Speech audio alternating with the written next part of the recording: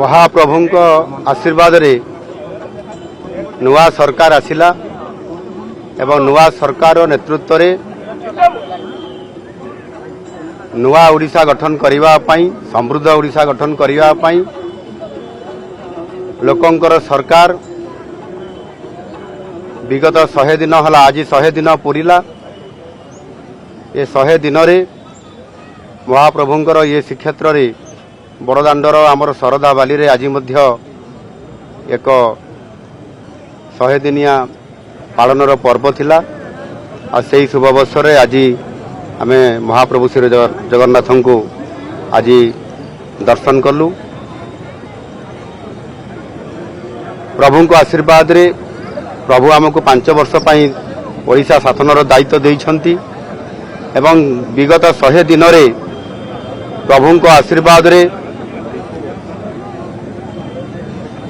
अनेक कार्य संपादन हेइछि एवं लोकंकर आस्था भाजन हेइ पारिछु।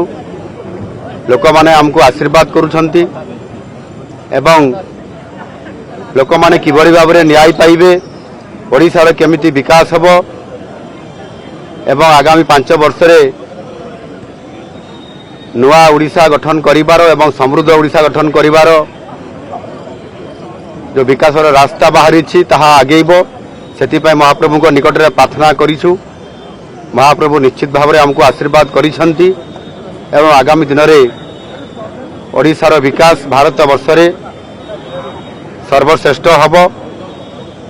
आ सेतिपय प्रभु को निकट रे प्रार्थना जणैछु। प्रभु निश्चित भाव रे हमको आशीर्वाद करिसंती एवं ओडिशा रे सुशासन हबो, ओडिशा रे विकास हबो, ओडिशा रे लोकन को न्याय मिलिबो। ए कथा प्रभु को निकट रे मु प्रार्थना करिछि। प्रभु निश्चित भाव रे आशीर्वाद देइछंती। सर 100 दिन आपनकर इस्ताहार जहा थिला ता भितर निश्चित भाव रे किछि आपन प्रतिनिधि पालन करिसंती। आगामी 1000 दिन पय आपन आगामी दिन पय कोन वर्तमान महिला सशक्तिकरण महिला जो नियुक्ति तार देखंतु स्पष्ट भाव रे निर्वाचन पूर्वरु आम दलर शीर्ष नेतृत्व से घोषणा पत्र रे पॉलिटिकल मैनिफेस्टो रे बा आमर संकल्प पत्र रे आमे ताकू लिपिबद्ध करी लोकंक पाखु जाइतु। सेतरे स्पष्ट अछि ये 5 वर्षर ये मैनिफेस्टो रे समय अनुसार आवश्यकता अनुसार ओडिशार विकास क्षेत्र रे समस्त योजना गुड़िक घोषणा हबो एवं घोषणा मध्य हेइ चलीछि। एणु व्यस्त होबार नाही। प्रभु को आशीर्वाद रे ये समस्त काम यथा रीति अनुसार एवं विधानसभा रे एवं सरकारंकर कैबिनेट रे सरकारंकर नीति स्पष्ट भाव रे समय अनुसार हेबो। सेतिपई निश्चित भाव रे सरकार सजाग अछंती एवं लोकंकर काम करिया पई सब बळे सरकार रेडी।